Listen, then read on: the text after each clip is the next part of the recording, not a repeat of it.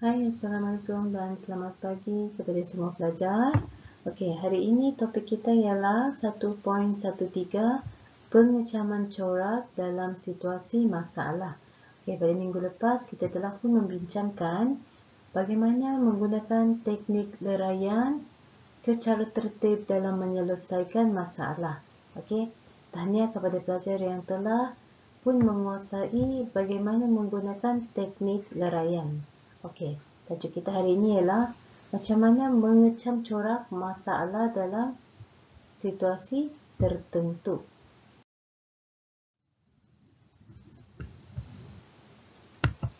Okey, pengecaman corak ni melibatkan apa? Okey, contoh kita ada 3 masalah. Masalah 1, masalah 2, masalah 3. Maksudnya kita ada 3 situasi masalah yang berbeza atau 3 masalah yang telah kita pecahkan atau kita leraikan menjadi kecil. Okey, setiap masalah tersebut kita boleh menggunakan teknik yang sama dalam menyelesaikan masalah. Okey, maksudnya bila kita menggunakan teknik yang sama, kita telah mengkaji masalah, setiap satu masalah. Kita cuba cari apakah persamaan dan perbezaan dalam setiap masalah tersebut dan kita cuba mencari satu idea iaitu apakah teknik yang boleh kita gunakan ke dalam ketiga-tiga masalah tersebut.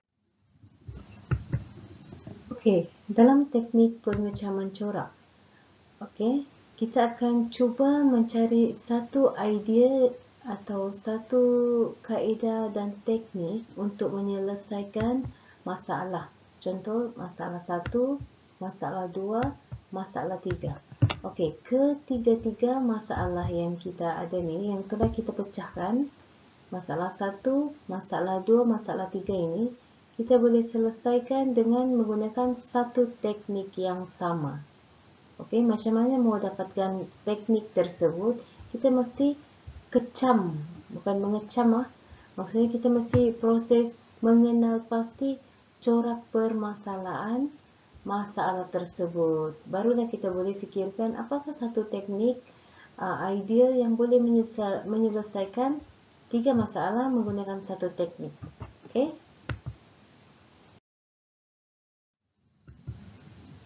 Okey, contoh berdasarkan masalah yang terdapat di dalam buku teks, macam mana kita mau ini ialah satu susunan nombor 7512, macam mana kita mau selesaikan masalah iaitu susun nombor tersebut dari nombor kecil pergi ke nombor yang besar. Okey, maksudnya kalau kecil ke besar, nombor yang paling kecil akan berada di sebelah kiri dan nombor yang paling besar akan berada di sebelah kanan. Okey, kita tengok ini ialah kedudukan awal. 7512. Di dalam kotak ni ialah kedudukan dia 7512. Okey, mari kita tengok pada langkah yang pertama. Okey, pada langkah yang pertama di kedudukan 7 dan 5, nombor 5 dipindahkan di sebelah kanan. Maksudnya nombor yang kecil akan dipindahkan sebelah kanan dan nombor yang besar akan berada di sebelah nombor yang kecil akan berada di sebelah kiri dan nombor yang besar akan berada di sebelah kanan. Okey, begitu juga dengan nombor 1 dan 2. 1 yang kecil dia memang berada di sebelah kiri dan nombor yang besar akan berada di sebelah kanan. So, tidak perubahan tempat untuk nombor 1 dan 2. Okey, pada langkah yang kedua, nombor 5 kekal di sebelah kanan, sebelah kiri. Okey, nombor yang di tengah-tengah ni. Okeynya, tadi 5712. Okey, nombor 5 kekal untuk nombor 7 dan 1. Okey, tadi kita tengok ini pergi sini, ini pergi sini. Ini kekal sebab nombor yang kecil berada di sebelah kiri, nombor yang besar berada di sebelah kanan. Okey, kalau kita tengok pada langkah yang kedua, nombor 5 dia akan kekal dan nombor 2 dia akan kekal. Dia fokus kepada nombor yang di tengah. Okey? Apa yang berlaku? nombor 1 akan berpindah ke sebelah kiri dan nombor 7 akan pindah di sebelah kanan. Nombor 5 tadi kekal, nombor 2 pun kekal. Okey. Pada langkah yang ketiga. Nombor 1 akan dipindahkan di sebelah kiri, nombor 5 akan pergi kanan, nombor 2 akan pergi kiri, nombor 7 akan pergi ke kanan. Okey. 1 pindah pergi sini. Okey, nombor 5 akan pergi sini. Dan nombor 2 akan pindah ke sebelah sini. Nombor 7 akan pindah di sebelah kanan. Okey, pada langkah yang keempat, okey. Nombor 1 kekal, 2 dan 5 ini ada perubahan tempat. Yang mana 2 akan pergi sebelah kiri dan 5 akan pergi kanan, 7 kekal. Okey.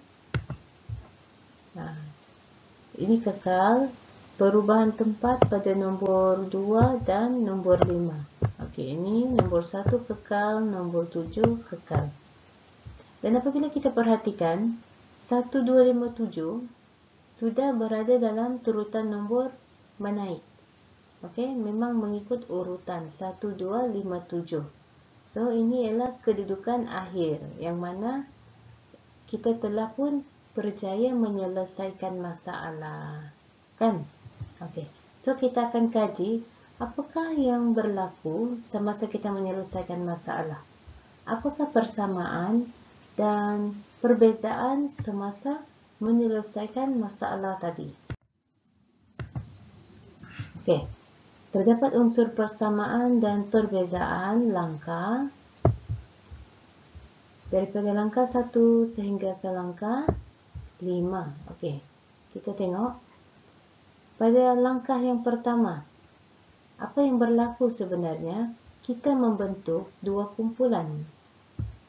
Okey, maksudnya kita akan bentuk 7, 5 satu kumpulan, 1, 2 satu kumpulan. Yang mana dalam kumpulan ini kita akan menilai nombor yang kecil akan berada di sebelah kiri, nombor yang besar akan berada di sebelah kanan.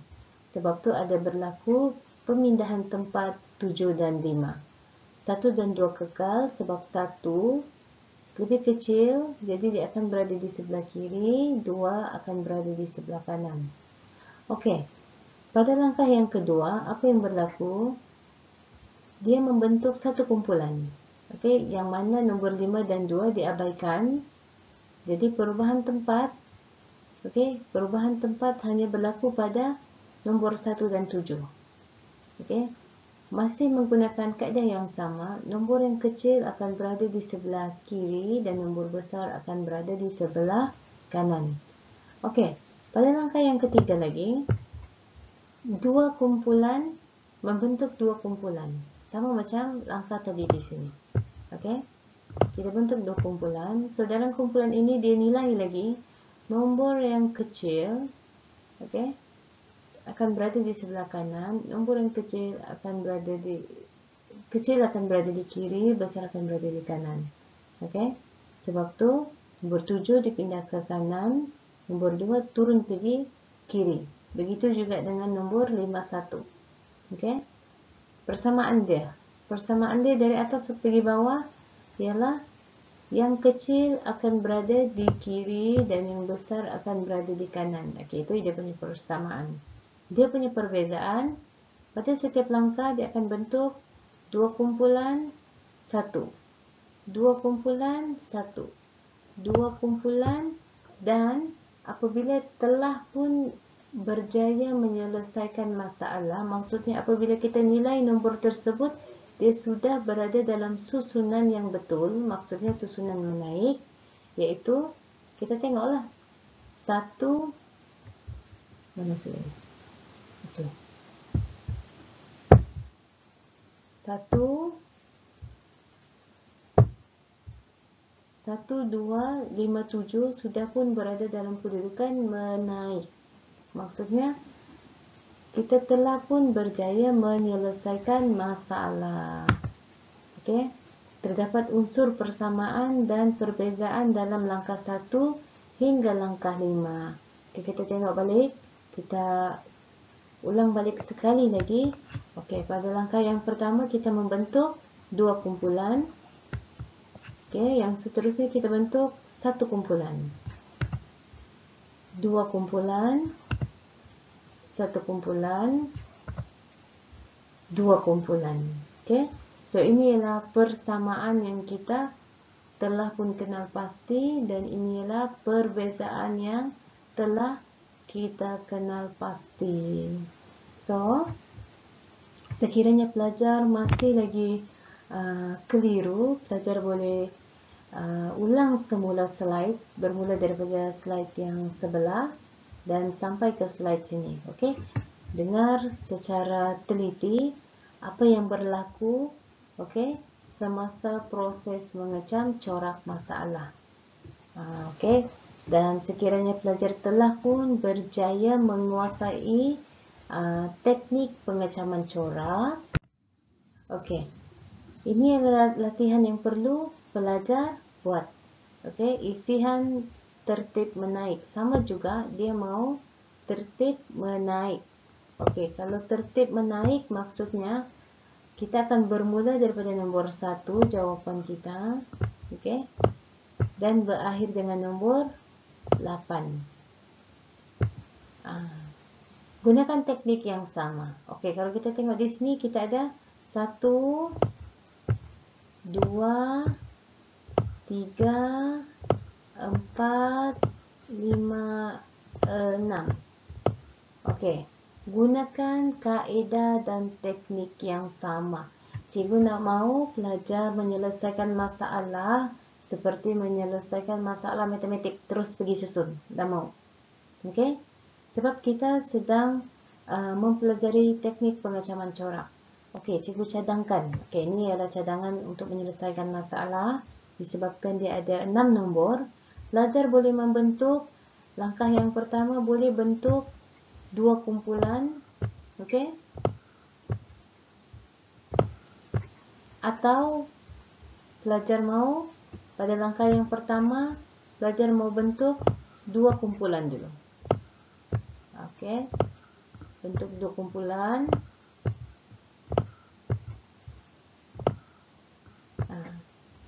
Jangan terus 1 kumpulan. Kalau 1 kumpulan tu selesailah masalah. 2 atau 3. Lepas tu langkah kedua mau buat 3. Langkah ke-3 mau buat 2 lagi balik. Okey, terpulang. Yang penting kaedah dia mesti seperti yang ditunjukkan pada contoh yang sebelumnya. Okey? Sehinggalah berapa banyak kumpulan mau dibentuk, sehinggalah bila pelajar teliti, nombor 1 akan berada di sebelah kiri, diikuti dengan nombor 1, 2, 4, 5, 7, 8. Sekiranya turutan dia sudah betul, tertib menaik, maka pelajar bolehlah berhenti membuat proses pengecaman corak. Okey, maksudnya pelajar telah berjaya menyelesaikan masalah. Okey, boleh ulang balik slide, perhatikan balik slide untuk menyelesaikan aktiviti 1.3. Okey. Setelah selesai menjawab soalan, pastikan pelajar hantar terus ke dalam grup. Jangan PM cikgu. Okey, jangan PM jawapan. Hantar terus ke dalam grup macam biasa. Tulis nama dan tag cikgu. Okey, so untuk hari ini kita sampai di sini saja. Tugasan pelajar ialah aktiviti berfikir 1.3. Terima kasih kepada pelajar yang telah pun menonton video dari awal sehingga akhir. Semoga apa yang disampaikan memberi manfaat kepada pelajar. Okey, terima kasih. Assalamualaikum.